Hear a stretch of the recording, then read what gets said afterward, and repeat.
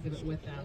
And you might be thinking to yourself, yeah, those cubs look like they're 9 months old, but that dog definitely doesn't look like she's 9 months old. And you are correct. She is 10 years old. She's an old lady. She's actually already raised a pair of cheetah cubs. And again, remembering that cheetahs have a very short lifespan, she outlived her cheetahs. The 2 cheetahs that she raised have already passed on. And Yeti is just a dog that loves cheetahs. She did a really good job raising her original brother-sister pair. And now that when she had no cheetahs to raise, she became a little listless. She likes having a job, and she likes that her job is hanging out with cheetahs. So when we had these 2 cheetah cubs come into our department, we realized that Yeti would be a great candidate to raise the next generation of cubs. So that's what she's doing right now. And the relationship is a little bit different. So obviously our cheetahs and dogs that are paired together as puppy and cub are really very playful, right? They spend a lot of time playing together, and they have that kind of friend relationship.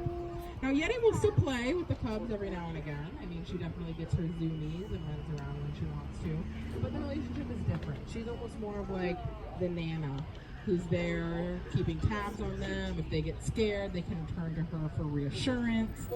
But they spend more of their time playing with each other, and a little bit less time playing with the Yeti. But they do still rely on that relationship in order to succeed out here at the safari park. Because of course there's a lot of things that are really scary for a cheetah out here at the park, like this giant caterpillar tram that's rolling by. All of us, people, humans, all of you who are strangers to these cats, like, I don't know what's going on. There's all kinds of sights and smells that are not super normal for a cheetah. And remember I talked about cheetahs are all about flight over fight. They always know that they're going to win the race. They're almost never going to win the fight. They're super non-confrontational.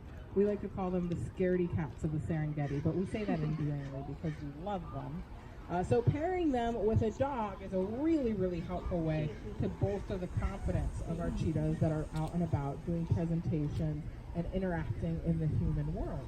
Because all of the things about humans that can be scary to a cheetah are very normal to a domesticated dog. So if Awa and Beppo were to ever be out and about and get startled or scared by something going on, they can turn to Yeti.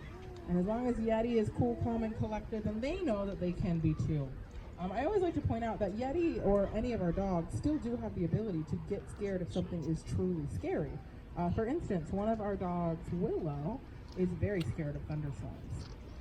We don't get a lot of thunderstorms here in San Diego, but when we do, she gets very, very nervous and upset. A lot of dogs are afraid of thunder.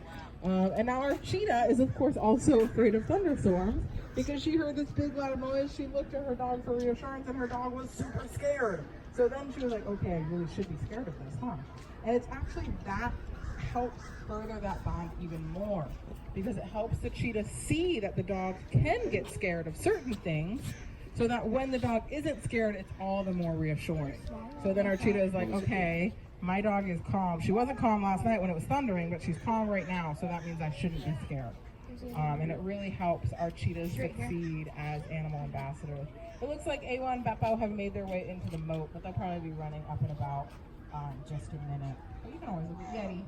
Yeti doesn't want to go in the moat. She just comes out here and chews on the grass for as long as she's out here. Absolutely loves it. Any questions?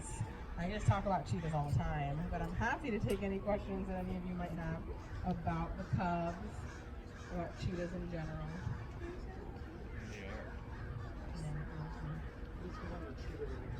Cheetah run today is going to be Kaburi.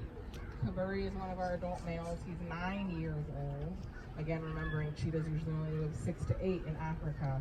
9-year-old is already very much a geriatric cheetah. That being said, every time Kaburi runs could be his last, simply because they don't run, the cheetah run all the way up to the end of their life. They often retire themselves a little bit earlier than that. And Kaburi is starting to get on that fence of retirement. Every time we put him on the schedule to run, we're like, will he? We don't know. Let's find out together. So you can go to Cheetah Run and you can see Kaburi run or not. If he doesn't get out of the crate, there's nothing that we do to force our animals to get out of the crate. All of our training that we do is positive reinforcement. What that means is that we ask our animals for a behavior. If they do that behavior, they get a reward. If they don't do that behavior, that's okay. There's no punishment. We might ask them again. We might give them a little bit of a break and come back to them later. But it means that 100% of choice and control is in our animals' paws. And that's definitely the case with some